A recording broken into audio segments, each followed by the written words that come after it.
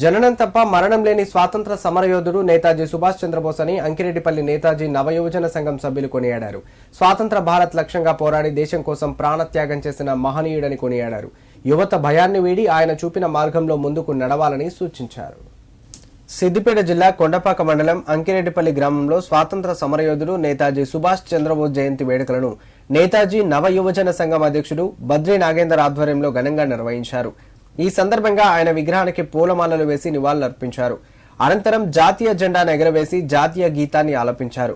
ఈ సందర్భంగా బద్రీ నాగేందర్ మాట్లాడుతూ సుభాష్ చంద్రబోస్ ఆశయాలను తెలుసుకుని అంకిరెడ్డిపల్లి గ్రామంలో 23 సంవత్సరాల క్రితమే యువకులు నేతాజీ నవ యువజన సంఘంగా ఏర్పడి ఆయన విగ్రహాన్ని ఏర్పాటు చేసినట్లు తెలిపారు.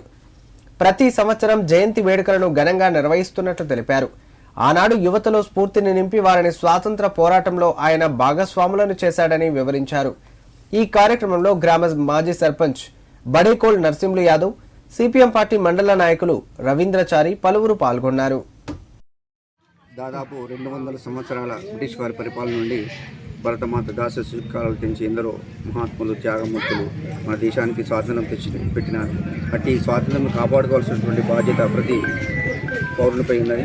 మరి ఈనాడు ఈ నేతాజీ సుభాష్ చంద్రబోస్ యొక్క జయంతిని మా గ్రామంలో మేము 1991లో ఈ విగ్రహం స్థాపన చేసుకోవడం జరిగింది. అప్పటి నుండి మేము ప్రతి సంవత్సరము ఆయన యొక్క మరి ఈ పుట్టినరోజును ఘనంగా జరుపుకుంటున్నాము. దీనికి సహకరించినటువంటి మా పెద్దలు, మా సహకార సంఘ సభ్యులు అందరికీ నేను పేరు పేరున తెలియజేసుకుంటున్నాను.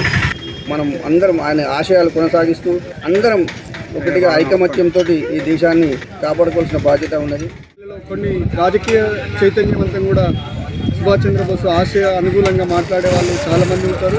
అదేవిధంగా ఈ కార్యక్రమాన్ని ప్రతిసారి మనకు మర్చిపోకుండా మా నాగేంద్రమన్న ఆత్మీయుడు ప్రతి సంవత్సరం జనవరి 23 మేము ఏడున్నా కానీ మమ్మల్ని అందరినీ ఐక్యత చేసి జరుపుకునేటువంటి సందర్భంగా మాకు ఎంతో సంతోషం.